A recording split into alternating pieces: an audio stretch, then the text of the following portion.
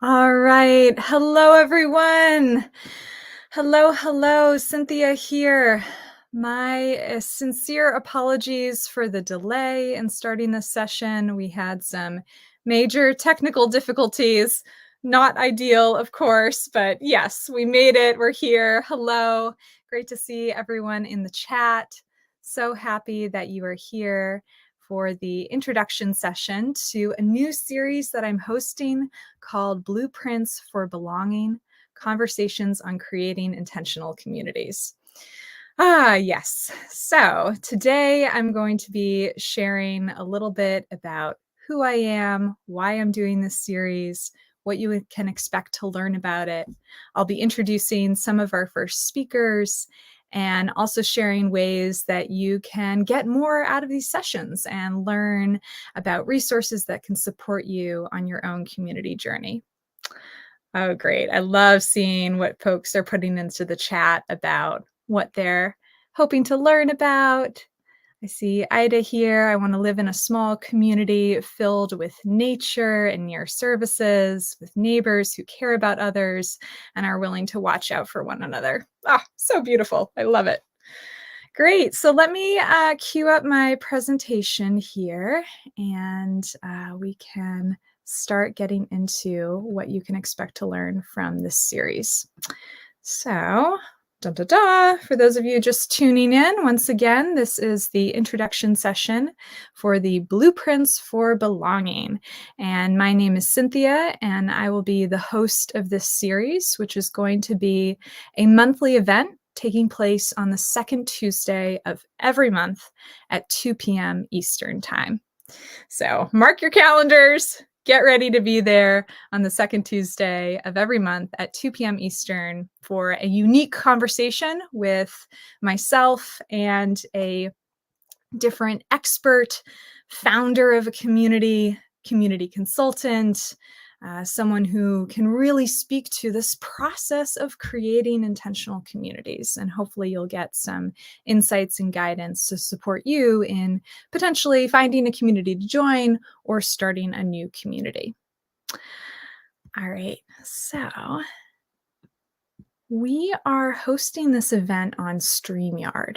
So many of you, if you've registered to join this event, you are able to ask your questions directly via the chat box, and I can see those questions. And you'll also get this recording of the event after it is over. In addition, though, we're also live streaming to many different platforms. So hello to everyone watching on Facebook or YouTube. Great to have you here with us as well. For those of you on StreamYard, I really encourage you to use the comments thread to communicate with me, ask your questions, and we'll be using this platform for all of the events and the interviews in the series. So I really want it to be engaging, not just a dry interview of me asking the presenter questions, but also hearing from you what your questions are and making space for that during the conversation. So that said, if you could all find that chat box now, if you haven't already, and I would love if you could introduce yourself, if you could let me know where you are calling in from. If you live already in an intentional community, let us know which one. And also, what do you hope to learn or get out of this session today, but more broadly, this whole series, the whole Blueprints for Belonging series? What has you feeling inspired? What do you want to learn about? What are your curiosities that you are holding? So go ahead and do that. And Karuna, you are actually already typing in the comments. So I can see your comments asking about where the comments are. So you have found it already. Great. And Charlene, no one else can see your chat. Only I can see those and other people who have registered for the event. So your chats won't be visible on any of the other social media platforms. Good. Donna is curious about who are communities that are looking for members. Okay, that's great. And I saw a lot of introductions earlier while I was having my technical difficulties, looking for more ways of belonging and sharing. looking for like-minded people. Beautiful. Lots of people from all over the Pacific Northwest, California, Blue Ridge Mountains, Ohio, all over the states. That's fantastic. Great. Okay. Good, good, good. Beautiful. All right. Well, thank you. And feel free to keep typing in there if you have more to share about your introduction. While you're doing that, I'm going to introduce myself just a little bit more. So, briefly, my journey into intentional community has been a very early one, I would say. I did not grow up in an intentional community, but at a young age, I was really attracted to ways of living that were different than the more consumeristic mainstream culture that I grew up in the suburbs outside of Boston. And while I was still in high school, and then certainly during university, I took off on a lot of travel adventures during the summer.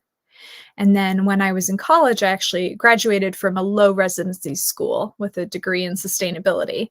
And this low residency model enabled me to be pursuing my degree, but also traveling the world. And I really went for it, exploring all kinds of interesting intentional communities, permaculture projects, farms, ecological centers, really diving deep into ways to create more regenerative ways of life.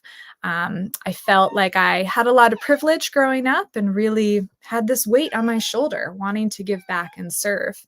And what I learned through this journey is that these communities were serving me in tremendous ways in terms of my personal growth and development. To date, I have gotten to work with a ton of great organizations that are really at the forefront of growing this movement of intentional communities, including, of course, the Foundation for Intentional Community, which is one of the partners for this event and this Blueprints for Belonging series. And so I'll be talking more about FIC and them as an organization, but just giving you a snapshot of some of the other groups that I've been a part of, including the Global Eco Village Network and EcoLease in Europe, New Mundo, a lot of great groups that are looking at ways not only to uplift individual communities, but see this as a network of many communities working towards envisioning new ways of living as groups on our planet. So to date, I've visited over 200 intentional communities across 22 countries and all over the US. And through so many travels, visiting different communities, I, of course, started to want to help others on their own journey to get connected with this network and have started to become known as the community matchmaker. So somebody who specifically helps individuals find communities to join that are a good fit for them. And to date, have gone to work with well over 200, probably close to 300 clients at this point, helping them find communities that are a fit for their values and their lifestyles and their interests. And I continue to travel, even though I'm pretty stationary these days, I have to say, but I'm continuing to travel and support others in traveling through my company called Eco Village Tours. And you can learn more about that at ecovillagetours.com. It's not the focus of today's talk, but I want to throw it out there that we have just announced several tours for the summer months, visiting communities in Costa Rica and Slovenia. So those tours are now open for registration if you're curious about getting some support to actually go and visit these communities within a small group. So there's that. And I'll also share that I am calling from Vermont, where I live myself in an intentional community. We're a small eco-village called Headwaters. It's because we're situated above the headwaters of a major river system running through our state. And this is our beautiful gardens, what it looks like in the summer. And this photo in the corner is more like what it's looking like this time of year with a lot of snow on the ground. We are about 8 households on 15 acres. And one of the unique things about our community is that everyone who lives here has built their own home. So I've also been still in the process, the last 4 years of building my house within this community where I live. So it really feels just this beautiful alignment of where I live, how I live, the work that I'm doing. And I'm just thrilled to be able to share that with you through this new platform of this new Blueprints for Belonging series. And here's some more photos of our community. You can see our big garden. We grow nearly all of our vegetables, certainly in the summer months, and then we put up a big supply of root vegetables and squashes and such for the winter months. So our community has a strong focus on sustainability and growing food, and also creating a good environment for the many kids who live in this community and also in the surrounding neighborhood. And now we get into the main event. So I want to share with you about the Blueprints for Belonging series. And I have a little kid in here. I don't know if you can hear him crying, but he's been crying up a storm. So clearly he wants to be part of this event. Great. So let's get into it. If you're just tuning in, this is the intro session celebration, the beginning of the Blueprints for Belonging series, conversations on creating intentional communities, where each month I'll be sitting down with a different expert in this field of community building to learn how we do it, how we create more intentional communities. And this event will be taking place on the second Tuesday of each month at 2 p.m. Eastern Time. All right, so to share a little bit more about this event and the model that we're working with. This event is a partnership between the Foundation for Intentional Community and my organization, Community Finders. So I'm going to share briefly about FIC and about Community Finders so you can understand a little bit more how this series came to be. All right. So you may know, and some of you may have watched already, some of our virtual tour of intentional community events, which is a series that we've been doing for over a year now, I think close to 2 years. And that takes place on the first Thursday of every month. So we're doing this new series on the second Tuesday, but we have an event that's been going on the first Thursday of every month. And that event is where we actually interview 3 different intentional communities with real diversity each month. We get an interview from the community, an overview of what it's about, and then there's space for live Q&A. And I've really enjoyed doing these series. It's available on YouTube, so you can go back through YouTube and see all of these interviews with all of these communities for many, many months. And I've enjoyed that format.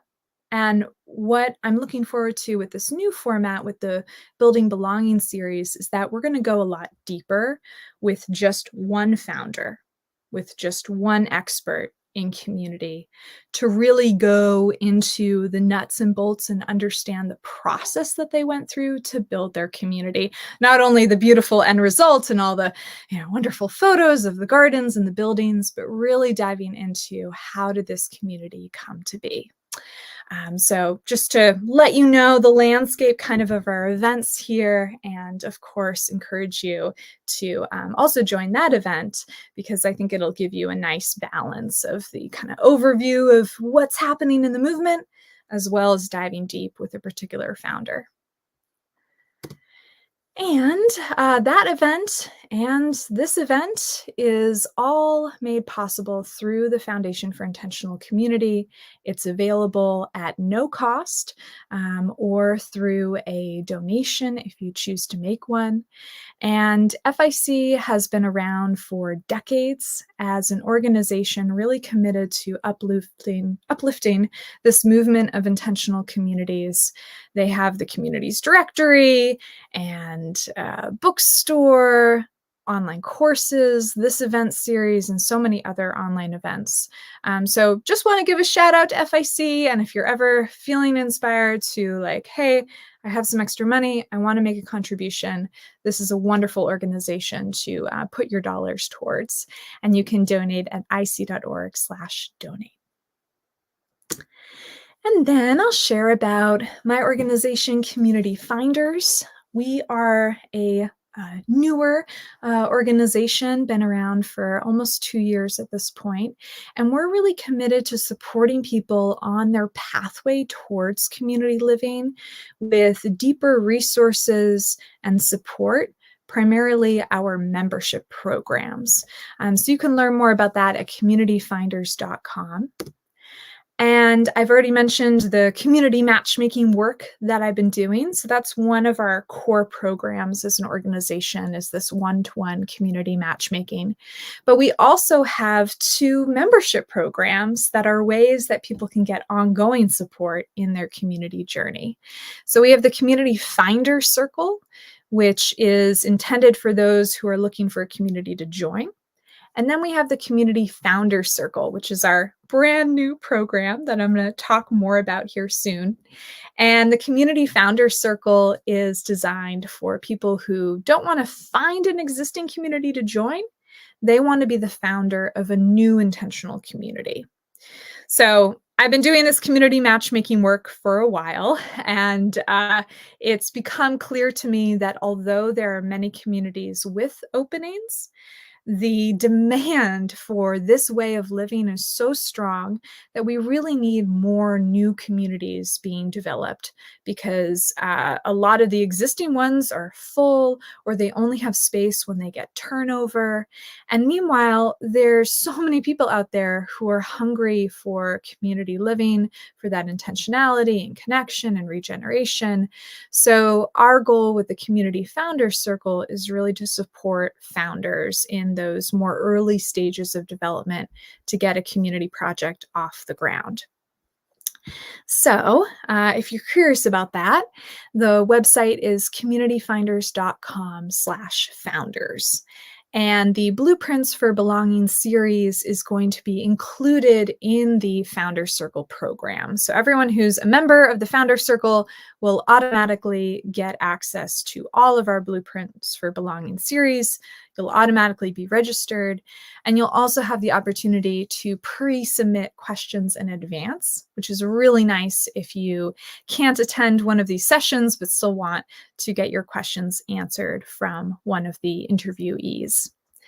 So I'm actually just gonna pop over and stop sharing my screen. Hello. And I'm gonna share it once more with a different slide. Let's see if I can do this. Here we go. Yeah, so this is actually the website for the Community Founders Circle. And once again, that URL is communityfinders.com/founders. And I want to run through with you just briefly a little bit deeper about what's available in the program, as I know this is something that many of you had questions about, and especially questions about how this event series fit in with the Founder Circle program. So I want to make sure that I clear up any confusion in that regard. So the Community Founder Circle, where visionary leaders are empowered to create thriving, intentional communities. And if you go to the webpage, you can learn all about, what's included in the program. Briefly, I'll say that one of the main features is this roadmap to community creation. It's a workbook that runs through some of the basic building blocks that we have learned about how you go from ABC to get a community up and running. We have each month a different guest expert coming onto the program. So that is indeed the Blueprints for Belonging series, where we sit down with a different expert and hear what they have to share and ask questions, and you get to pre-submit your questions as well. In addition to that, each month we're going to have a workshop with a different guest expert. So it'll be not a publicly available event, but an event that's just private for members, that's a little bit more of that workshop format, where we're going to run through exercises led by the expert, get into breakout groups, have more small group conversations, that sort of thing. Additionally, every month we'll have the mastermind session, which is going to be a facilitated mastermind with others who are in the process of creating an intentional community. So if you're familiar with the mastermind format, that's going to be a lot of peer support, helping each other troubleshoot different dilemmas that are coming up, share about where your project is at, help get that support from other people who are also creating a community to review your plans, look at your design, and ultimately let you feel like you're, not alone in this big project of creating a community, but you truly have a network of support at your back. We're also each month going to be looking at case studies. So this is where we examine existing communities and we really try to pinpoint what made that community a success. Why did that community fail? What are the strengths and the weaknesses of a particular model? We're going to be looking at foundational documents of a specific community, really kind of going deep into this more like academic study of communities and what makes them successful. Great accountability, of course, from your peer support group of fellow founders, having that network again so you don't feel alone in this big, audacious project of starting a new community. And that's the series. That's the program in a nutshell. And I do want to mention that we are kicking things off at the start of March, which is on Friday. And right now we have our early bird pricing available. So with this $99, you actually get access to 3 months of the program. So it's an amazing deal, of course, and it's only available for the first 30 members. I think right now we're at around 30 or so members. So if you're within the first wave of people joining and get in on this deal before Friday, you can lock in your first 3 months for just $99. All right, so now I'm gonna hop back over and do my little screen dance here, and I'll be getting back to the presentation where I was earlier. All right, so that was the Community Founders Circle. And I'm also going to take a pause here for questions soon and see if anyone has anything.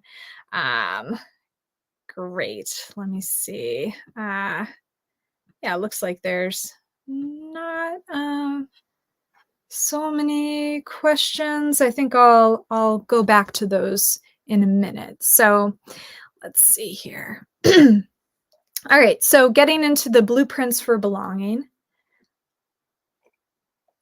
The first episode that we're going to have, which is going to take place on March 12th, so Tuesday, March 12th, and this is going to be with Jan Martin Bang, who is somebody who I've gotten to know because we're both on the board of the International Communal Studies Association, which is an organization that helps connect academics and researchers in this field of intentional communities. So Jan is a board member and we've gotten to connect through that work. But, I started to connect with Jan and we did some traveling together in Denmark, visiting communities.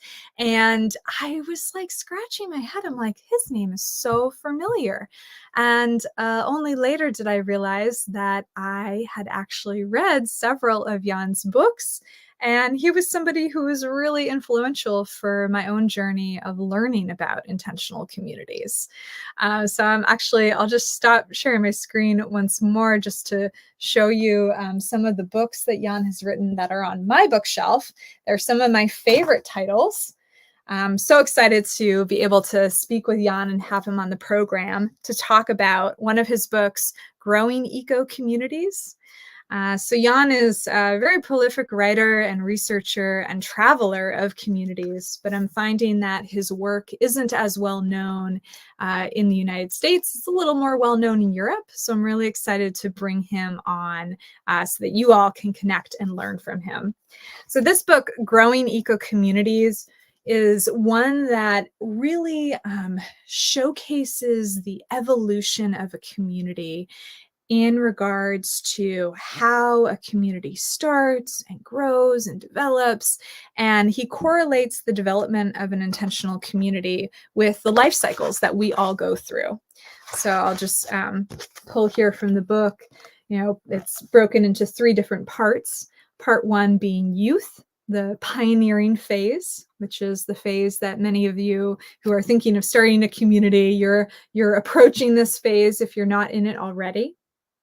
Part 2 is maturity and stability. And part 3 is old age. So really even thinking about a community in old age, what does that look like? And what are the unique challenges and opportunities in each of these stages of development? I find it very curious. And then another book that Jan has written that's a little bit more well-known is this one here, Eco Villages, a practical guide to sustainable communities. And this one is just so full of photos and descriptions of different eco-villages around the world, and also has been very impactful and inspiring for me. So definitely encourage you to check out Jan's books. If you want to learn more and get a taste for his writing and his research. And then, of course, we'll be getting to ask Jan a lot of questions during our conversation together.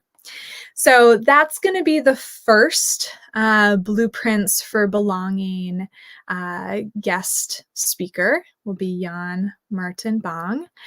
And then we have coming up in March, we have Nicole Reese. And in April, Nicole. And then in May, we're going to have Zarina Agnew. And in April and May, the 2 guest speakers are both younger women who are really at the forefront of some of the newer community development models. Nicole specifically looking at regenerative communities and communities that are very ecologically progressive, and Zarina looking at more activist-oriented communities and communities that are pushing the line in terms of creating a more equitable and just future through the work of community building. So I think it'll be a nice progression and a nice balance of starting with Jan, with his depth of experience and years and decades in this movement, kind of getting that, wisdom that comes from that perspective.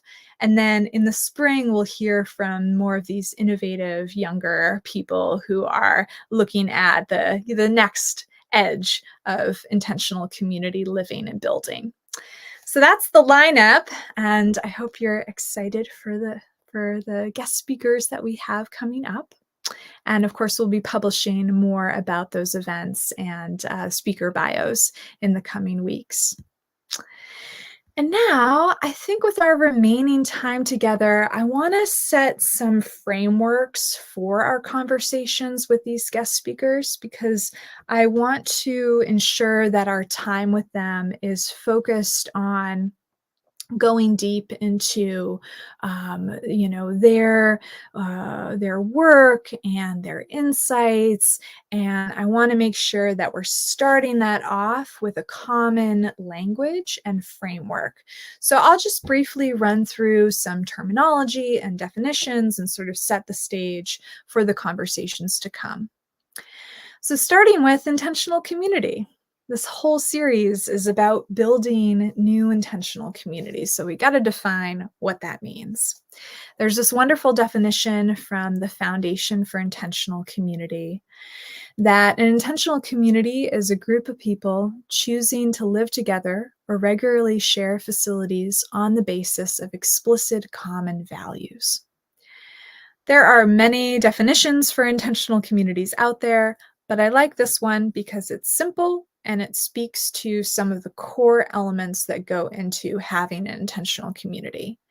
And one being people choosing So making an intentional decision to live together or regularly share facilities on the basis of explicit common values. So one of the first things that happens when a founder, starts a community or a small group of founders get something going is they identify their set of values that's going to serve as the building block that then future members, when they join, will be agreeing to that set of values, that mission, that vision. And this is really what distinguishes an intentional community from, let's say, a retirement community, or many of the other forms of communities that we all have in our lives, but may not have that degree of intentionality because they don't have explicit common values. In addition to that, for our purposes, we're going to be really looking at residential intentional communities, so places where people are actually living together. We all know we can have online intentional communities or maybe even nomadic or traveling intentional communities. But this is a model where people are living as neighbors in small groups for the most part.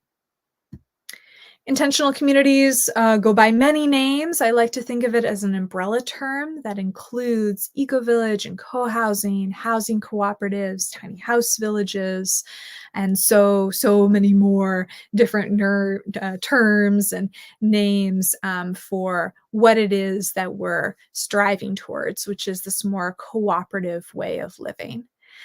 So I kind of just put this out here. You can learn a lot more about these different terms. We have a great blog article on the communityfinders.com website that actually defines each of these terms.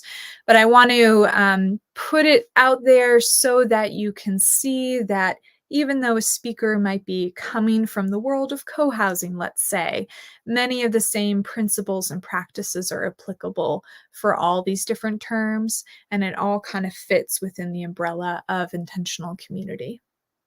All right, so why intentional community? I've been talking very excitedly about it. What makes this way of life so special?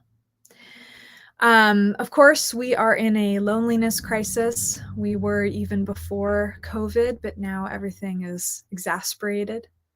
So having that connection, not only the connection that comes through social media and our phones and such, but having the real connection of neighbors around you who have your back and who you feel that support from, who you can work on shared projects with or get help watching the kids, or when you've had a rough day, somebody to turn to and knock on their door if you want support.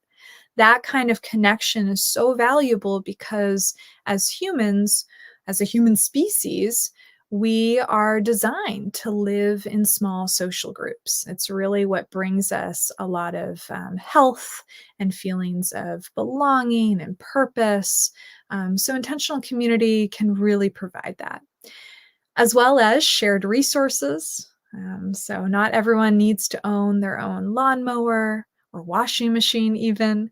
There's a lot that we can share as a community.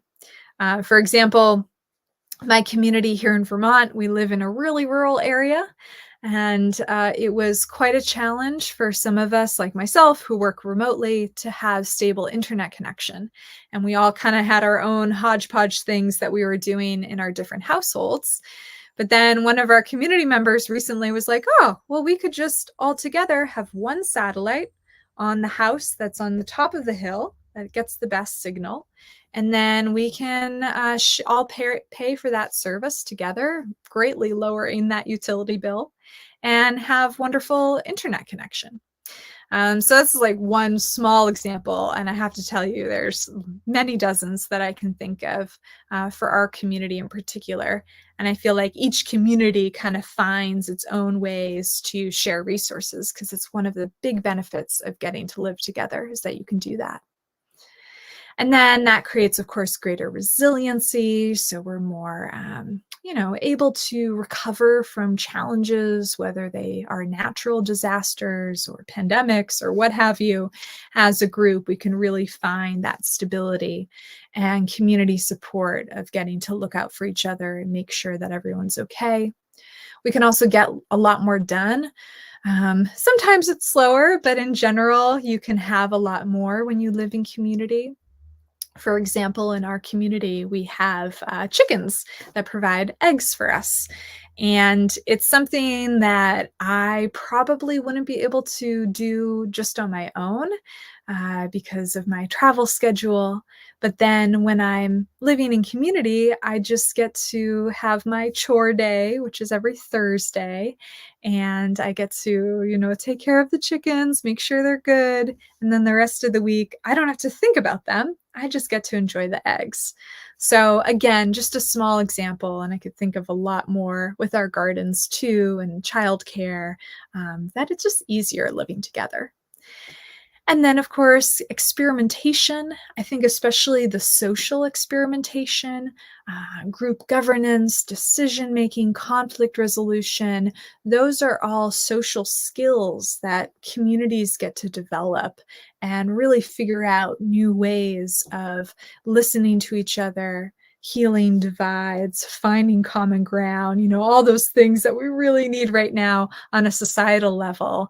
That experimentation gets to happen within the microcosm of community.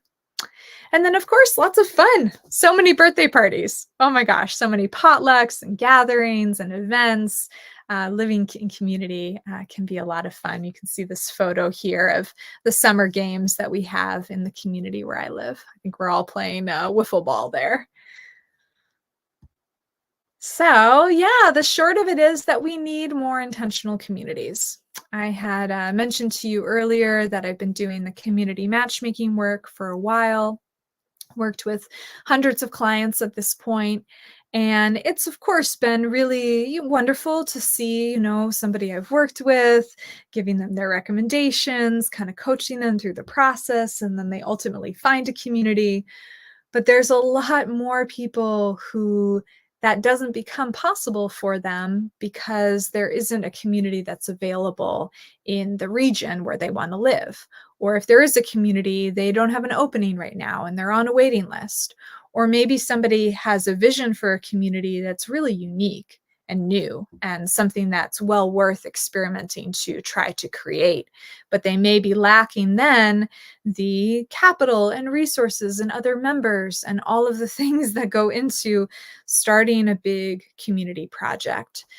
So that's the intention for the Blueprints for Belonging series and some of the other programs that I'm offering is really helping people in those early stages of developing a community get the support that they need to take it to the next step. We find, of course, that the statistics are sort of bleak. I hesitate to put an exact number to it because there aren't that many studies, like formal studies, on the failure rate of intentional communities. But we do know that it's somewhat similar to the failure rate of new startups, which is very high, especially in those early years. So I feel like if there can be a bit of an intervention, a bit more extra support and community and collaboration possible for early stage intentional community founders, that could really be a leverage point that makes the difference in terms of their success. So I'll present to you briefly the Blueprints for Belonging framework. And this is a very simplistic 5-step process, or I should say more so 5 areas, because these are not 5 linear steps, of course. There's many iterations and different parallel work happening in these areas. But essentially, what we're going to be focusing on for the Blueprints for Belonging conversations is these 5 points. So looking at creating a community, you got to have your vision and your values. That is at the core. That is, I think, the starting point, actually, if there is a starting point.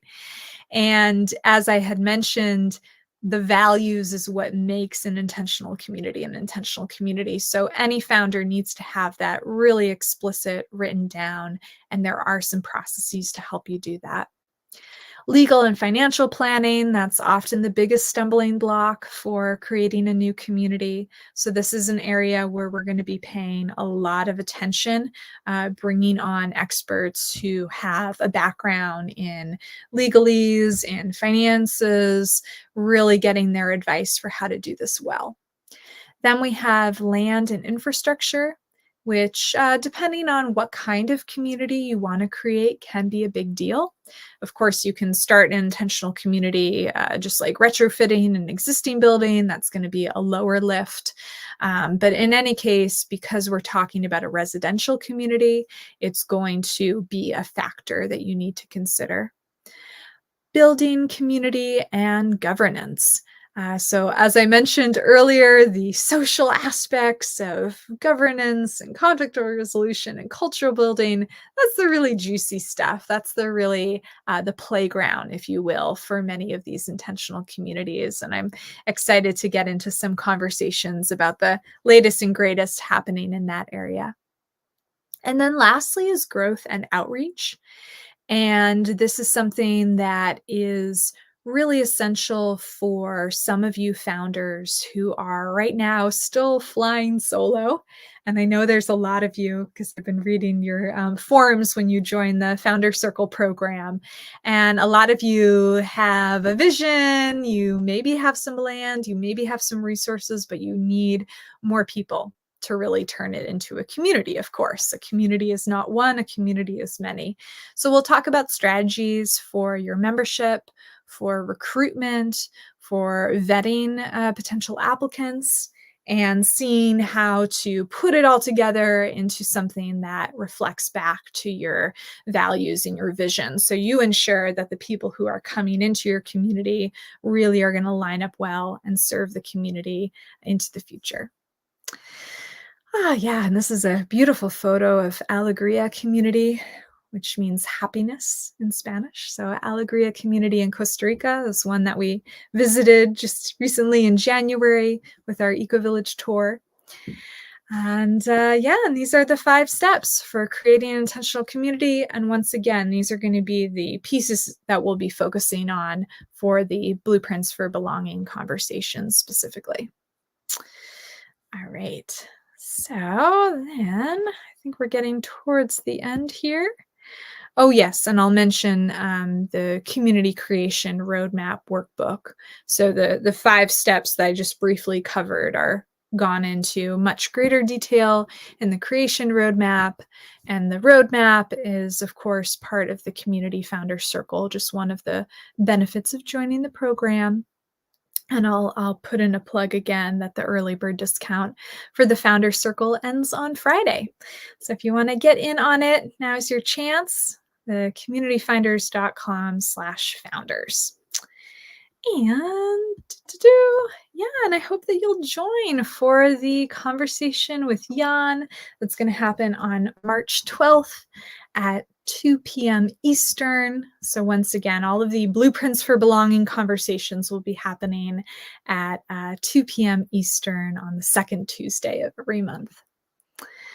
Okay, oh my goodness, I see that we have a lot happening in the chat. I'm just gonna see here briefly if I can pull out any specific questions. And if there is something that one of you wants to pull out and put again there at the bottom of the comments, that would be really helpful for me. But yeah, a lot of conversation around ownership and community. Great. Different land agreements. Oh, Neil put in a popular solution for how folks can find each other is the ic.org classifieds. So ic.org/classifieds. And that is a great place where you can place your own ad. Let's say if you have a community that you're starting and want to let people know that it's available to join, or if you as a seeker are looking for a community, you can place an ad.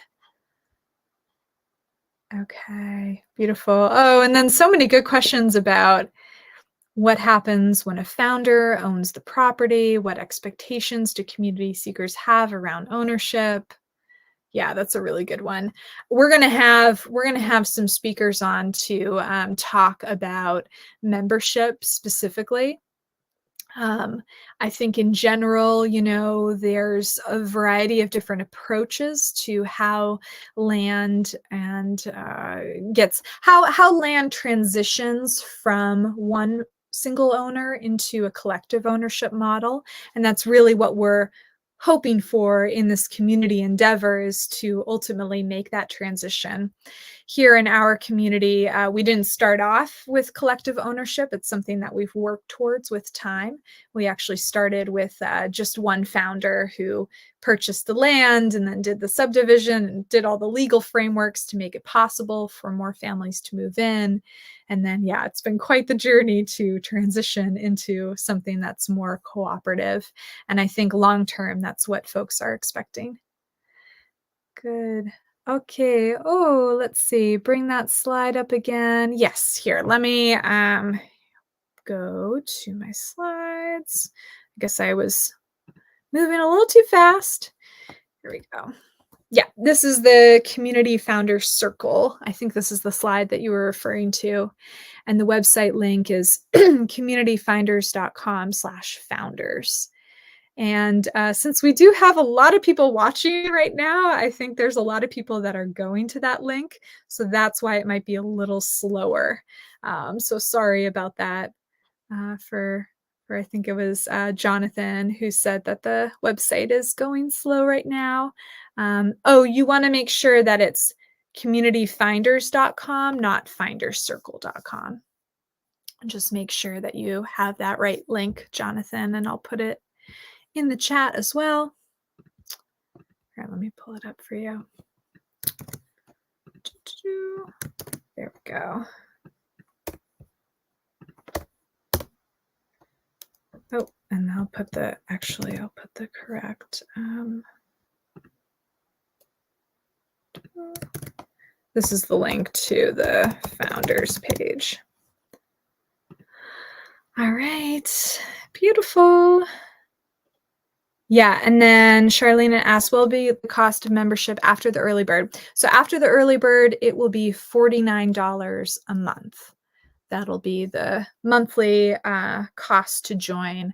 And then the early bird special is $99 for 3 months. So it's quite a good deal. And then, of course, once you're in a monthly membership program, you can cancel whenever you want or take a pause. And we see that a lot with our members in our finder circle because the road to community can be long and windy, and so sometimes people want to take a little bit of a break or take a pause to focus on other things in their life and then return back to it. So that's a nice benefit of that model. Okay, beautiful. Great. Yes, Charlene, I am going back to the Exit and Build Summit again this year in Texas. Looking forward to that in May. Beautiful. Oh, I love all these comments. Good. Well, thank you everyone so much for joining. My apologies again for the late start. Won't happen in the future. We did have some unusual technical difficulties, as can happen sometimes with these wonderful technologies that allow us to connect to people all over the world, but also they are sometimes flawed. So thank you for your patience and thank you for the appreciation. Your support means a lot to me. Thank you. This is definitely a big undertaking to pull together the pieces to really support founders in creating intentional communities. It's pioneering work. Nothing like this has existed before, so I'm super excited. And your presence here today has really helped me feel that. So thank you so much. I'm looking forward to seeing you on the next Blueprints for Belonging event and all of the other wonderful programs that we have coming up. So wishing you a good rest of your day and take care, everyone. We'll see you soon. All right. Bye-bye.